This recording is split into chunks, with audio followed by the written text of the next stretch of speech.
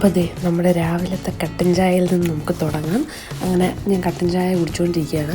അപ്പോൾ നമുക്ക് നമ്മുടെ പുട്ടിൻ്റെ പരിപാടിയിലേക്ക് കിടക്കുമ്പോൾ ഇതാണ് ഞാൻ തേങ്ങ ചിരകിയതില്ലേ, അതിന് പകരം ഞാൻ ഇതാണ് യൂസ് ചെയ്യുന്നത്. നമുക്കിവിടെ എപ്പോഴും തേങ്ങ ചിരകി എടുക്കാൻ പറ്റില്ല. അപ്പം ഫ്രോസണായിട്ടുള്ള കോക്കനട്ട് ഷ്രെഡ്സാണ് നമ്മൾ വാങ്ങിച്ച് വെക്കാറ്. അപ്പോൾ നമുക്ക് വേണ്ടിയപ്പം മാത്രം കുറച്ച് നേരം എടുത്ത് വെളിയിൽ വെച്ച് കഴിഞ്ഞാൽ, ആവശ്യത്തിനെടുത്ത് വെളിയിൽ വെച്ച് കഴിഞ്ഞാൽ നമുക്കത് നന്നായിട്ട് ഇതായി കിട്ടും, സോഫ്റ്റായി കിട്ടും. അപ്പോൾ ഇപ്പോൾ ആവശ്യമായിട്ടുള്ള പുട്ടുപൊടി ഞാൻ എടുത്തിട്ടുണ്ട്. ഒരു 3 കൈ പുട്ടുപൊടിയാണ് ഞാൻ എടുത്തിട്ടുള്ളത്. അതുപോലെ തന്നെ ആവശ്യമായിട്ടുള്ള ഉപ്പ് ആഡ് ചെയ്ത് കൊടുക്കുക. അപ്പോൾ ആദ്യം തന്നെ നമുക്ക് നമ്മുടെ കുക്കറിൽ വെള്ളം നിറച്ച് വെക്കാം. വെള്ളം ഞാനൊരു 1/4 ഭാഗം കുക്കറിൽ വെള്ളം എടുത്തിട്ടുണ്ട്. അത് നന്നായിട്ടൊന്ന് തിളച്ച് വരുമ്പോഴത്തേക്കും നമ്മുടെ പുട്ടൊന്ന് നമുക്ക് നന്നായിട്ട് നനച്ച് റെഡിയാക്കി വെക്കാം. അപ്പോൾ ആദ്യം തന്നെ കുക്കറിൽ വെള്ളം വെക്കുക. ആ തിളയ്ക്കുന്ന സമയം കൊണ്ട് നമ്മുടെ പുട്ടിനെ നമുക്കൊന്ന് നനച്ച് എടുക്കാം.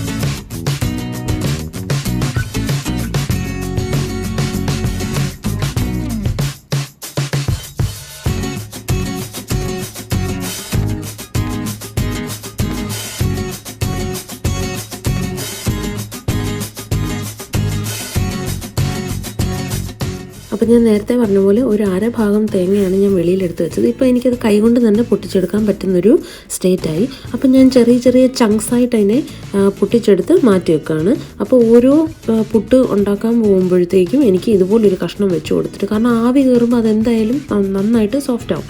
അപ്പോൾ ആ ഒരു ചങ്ക് ഞാൻ ഇടയ്ക്ക് വെച്ച് കൊടുക്കും. അതിനുശേഷം നമ്മുടെ പുട്ട് അതിനകത്തോട്ട് ഇട്ട് കൊടുക്കും. അപ്പോൾ നമ്മുടെ പുട്ട് ആദ്യം നമ്മൾ നനച്ച് വെച്ചു. അതിന് ശേഷം നമ്മുടെ പുട്ടൊന്ന് ഇടാൻ പോകുമ്പോഴത്തേക്കും നമ്മുടെ ചിരട്ടയ്ക്കകത്തോട്ട് നമ്മുടെ പുട്ടിടാൻ പോകുമ്പോഴത്തേക്കും വീണ്ടും അതിനെ നന്നായിട്ട് ഒന്നും കൂടെ ഒന്ന് നനയ്ക്കുക. കാരണം ആ വെള്ളം ചിലപ്പോൾ ഒന്ന് ഇച്ചിരി ഡ്രൈ ആവാൻ ചാൻസ് ഉണ്ട്. അപ്പോൾ ഒന്നുകൂടെ ഒന്ന് നന്നായിട്ട് കുഴയ്ക്കുക. പിന്നെ വേറൊരു കാര്യം ചെയ്യാൻ പറ്റുന്ന ഒരു ടിപ്പെന്ന് പറഞ്ഞു കഴിഞ്ഞാൽ, നിങ്ങൾക്ക് ഭയങ്കര നല്ല സോഫ്റ്റ് പുട്ട് വേണമെന്നുണ്ടെങ്കിൽ നമ്മുടെ ഈ പുട്ടൊക്കെ ഒന്ന് കുഴച്ചതിന് ശേഷം, നന്നായിട്ട് നനച്ചതിന് ശേഷം നമ്മുടെ മിക്സിക്കകത്തിട്ടൊന്ന് ബ്ലെൻഡ് ചെയ്യുക. അപ്പോൾ നല്ല പൗഡറായിട്ട് നമുക്ക് കിട്ടും. ഇങ്ങനെ എടുത്തിട്ട് നേരെ ചിരട്ടപ്പുട്ടിൻ്റെ അതിനകത്തോട്ട് ഇട്ട് കഴിഞ്ഞാൽ നന്നായിട്ട് നമ്മുടെ പുട്ട് സോഫ്റ്റായിട്ട് കിട്ടുമെന്നാണ് പറയാറ്. അപ്പോൾ അതും നിങ്ങൾ ഒരുപാട് നല്ല സോഫ്റ്റ് പുട്ട് വേണമെങ്കിൽ അങ്ങനെ ട്രൈ ചെയ്ത് നോക്കുക. ഇങ്ങനെ കഴിച്ചാലും പുട്ടിന് നല്ല ടേസ്റ്റ് തന്നെയാണ്, നല്ല സോഫ്റ്റ് തന്നെയാണ് കേട്ടോ.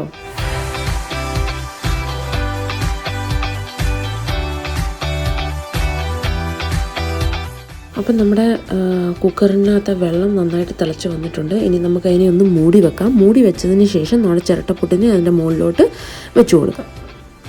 ഇനി നന്നായിട്ട് ആവി പോട്ടെ. നന്നായിട്ട് ആവി മുകളിൽ കൂടെ വരുമ്പോൾ മാത്രം എടുത്ത് മാറ്റണ്ട നമ്മുടെ ചിരട്ടപ്പുട്ട്. കുറച്ചൊന്ന് ഒരു 3-4 മിനിറ്റ് ഒന്ന് നന്നായിട്ട് അതിനകത്തൂടെ ആവി കയറി ഇറങ്ങട്ടെ. എങ്കിൽ മാത്രമേ നമ്മുടെ പുട്ട് നന്നായിട്ടൊന്ന് വേവത്തുള്ളൂ. നമ്മുടെ അരിപ്പൊടിയൊക്കെ നന്നായിട്ട് വെന്ത് നല്ല സോഫ്റ്റ് ആവത്തുള്ളൂ.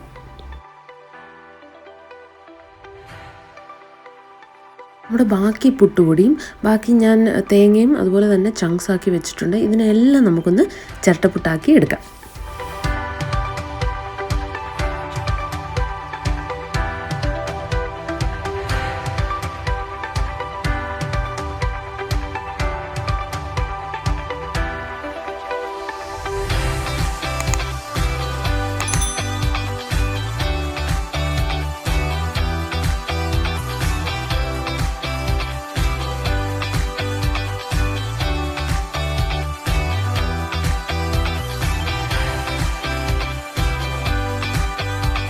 ഇനി ഇതിൻ്റെ കൂടെ ഒരു ബുൾസയോ ഓംലെറ്റോ ഉണ്ടെങ്കിൽ കുശാലായി.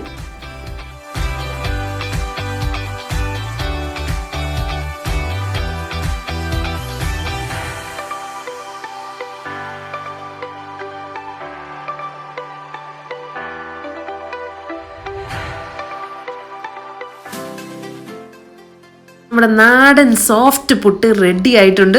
ഇനി ഇതിൻ്റെ കൂടെ നിങ്ങൾക്ക് ഒന്നെങ്കിൽ കടലക്കറി കഴിക്കാം, അല്ലെങ്കിൽ പുട്ടും പഴവും മുട്ട നിങ്ങൾക്ക് ബോയിൽഡ് എഗ് എടുക്കാം, അല്ലെങ്കിൽ ഓംലെറ്റ്, അല്ലെങ്കിൽ ബുൾസായി. ഇതിലേത് വേണമെങ്കിലും നമ്മുടെ പുട്ടിൻ്റെ കൂടെ സൂപ്പറായിട്ട് പോകുന്ന കോമ്പിനേഷൻസ് ആണ്. അപ്പോൾ അടുത്ത എപ്പിസോഡിൽ ഒരു അടിപൊളി റെസിപ്പി ആയിട്ട് കാണുന്നവരെ ബൈ ബൈ.